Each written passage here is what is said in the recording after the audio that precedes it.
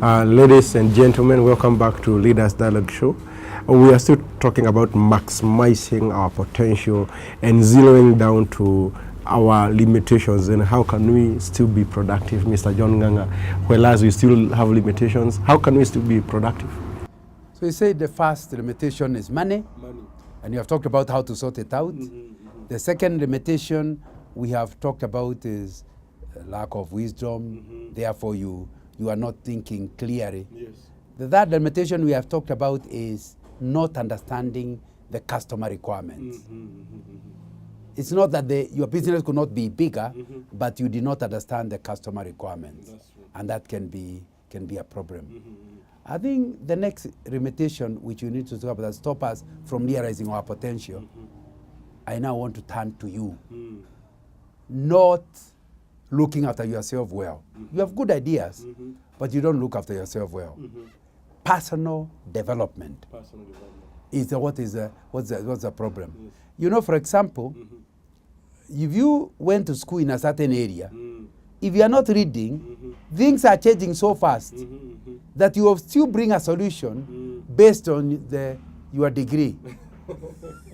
And you'll discover that your solution, nobody will take it. Yes. Because the solution compares with something modern is not, you are analog when people are digital. Yes. So I think that's a big limitation when you do not improve yourself. I have never forgotten the example that was given by the former president, Kibaki. I think it was the Minister of Finance, talking about graduate illiterate. I don't know how you can be a graduate. And at that time, there were very few people who were graduates. Yes. And he talked about, I think, somebody who was a veterinary officer in Nakuru. He kept prescribing in the farm, and he goes in the farm. He kept prescribing a medicine that had already been, the company, the manufacturer had stopped from manufacturing. Yes. So he knew that disease you just. So the guy goes with the prescription to a vet shop in Nakuru. Said, that one? Who prescribed this for you? It's no longer manufactured. Yes. There's an equivalent which you can give you, but you better tell your doctor there's a problem. Yes. That guy is illiterate. For 30 years ago when he left campus, that's what was happening. Yes. He has not been reading and upgrading himself. That way he is putting limitation. What do you think that farmer went to tell the neighbors? Hey, tafuta kijana, look for a younger person. This one might prescribe something that will kill our cow. Yes. Now within no time you see your business going down. And the reason it's going down is because your solution is not up to it in the modern technology and modern information system, because you are not reading or upgrading yourself. So many people, their businesses are going down. Related with the same is an understanding of your business. Every business is like a life. It has birth, growth, maturity. After maturity, the only direction is down. That's why you hear there is Omo. It grows because it's a new thing. Once it becomes mature, it's about to go down. Hey, you never decide, no. Let's give it another name. Omo Extra. Now, Omo Extra has a few things have been done, and it's a new product. It will start alive, and it start grow until now it's huge maturity. The only direction after that is down. Now, once Omo Extra is not working, you can call it Omo Plus. Now, so you need that ability of developing yourself and understanding your business. So when you see your business has reached its maturity, it's time to do research. Time to check the customers. Time to check how your product is being received. Until you can come up with something different that is handling maybe the same type of need, but in a new way. And of course, it will be a totally new thing. And you can start a new life. So you wonder, this business keeps growing. It's because you have been able to manage, first of all, the one of personal development. You are reading. The second one of the product life cycle. You have understood the cycle. So you are able to make it go up in a new way. Restart it in a new way.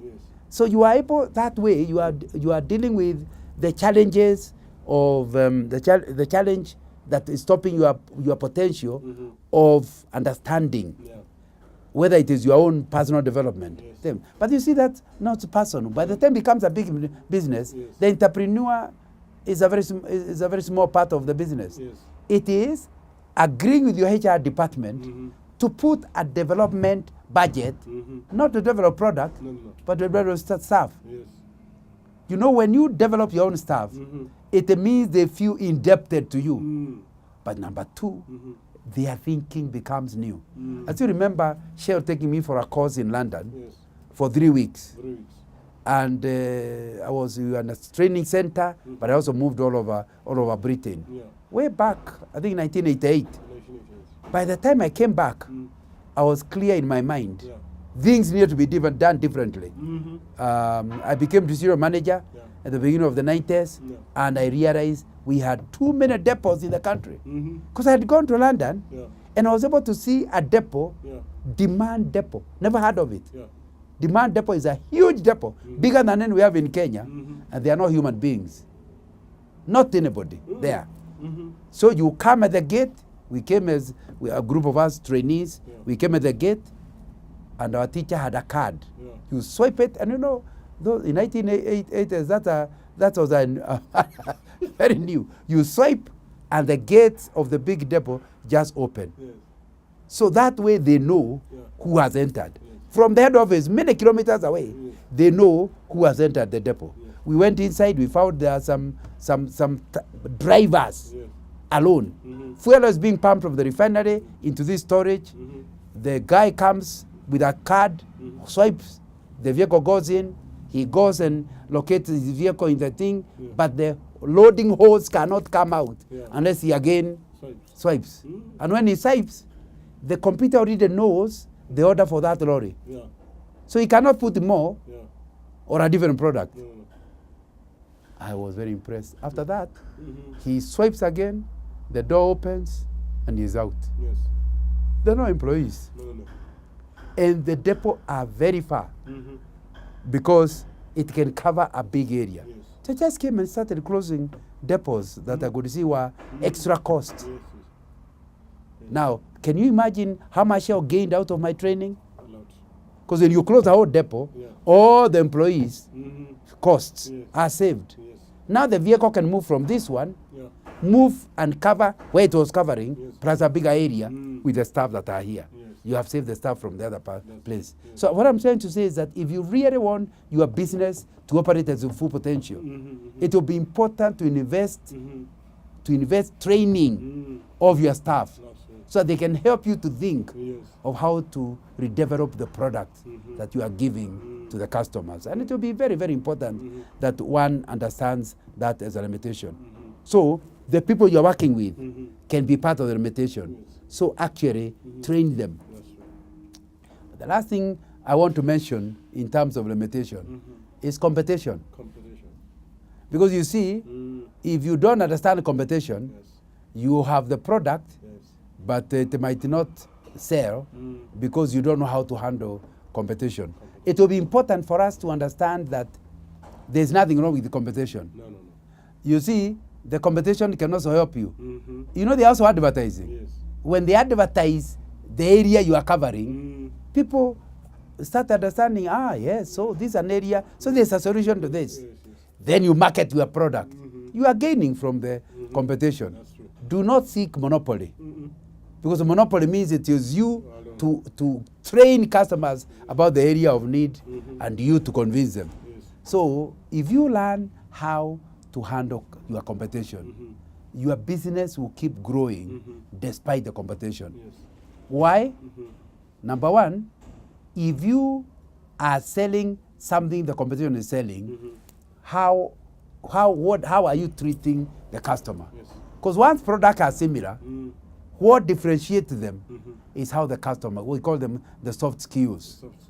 Now, so when the customer feel valued by your business, they will not take from the other person. They will take from you with a few. Number two, trust. When the customer feel like when they have a complaint, it's being dealt with at the cost of your business, but it creates trust. Hey, It's better to go to so-and-so because even if there's a mistake, he'll pay for it himself. Now, when you become trusted, people feel, I don't want to take a risk with this other competitor. I would rather go to this one. That way you are creating the kind of trust such that even if there's competition, you are benefiting from the advertising, but people are keeping with you. They say, you know, this one can do this and this and this. But can't the other one do? I would rather keep with it. So it's going to help you to. So our discussion is on limitations in maximizing your potential. The limitations are endless. But the thing that will really kill you, the biggest limitation, is, I'm back to it, it's mental limitation. When you feel like giving up quickly, you feel like the things you are doing, they are not very useful. And then when you don't believe you are operating within your calling, and therefore you're just doing a business for money, that will not help you to think wide, to think out of the box. So it will go into the biggest limitation is your mind. But also related with it is, do you believe that the customer likes what you have? Do you feel like a missionary? Or you feel like an exploiter? When you are an exploiter, you will get rich, but you feel sorry. When you are the kind of a person who is not an exploiter, but is giving value for money, and you can see how people are, in fact, you go somewhere, customer and say, oh, I'm so grateful. That product has changed my life. She's not talking about what you paid. She's thinking about what you have done. You are acting like a missionary, and money is a by the way. When you do that, you will grow your business, and you will sleep every night very happy, because you know what you are doing is helping people in a big way. Excellent, excellent. Ladies and gentlemen, we are glad that we have so much insight on how we can have limitation yet we remain productive. And we are grateful for sharing the insight with us. We request you to keep forwarding your comments on our Twitter page at Leaders Dialogue Show, then our Facebook page at Leaders Dialogue Show. Until next Monday, keep growing as a leader. We are the new generation. We are the youth of the nation.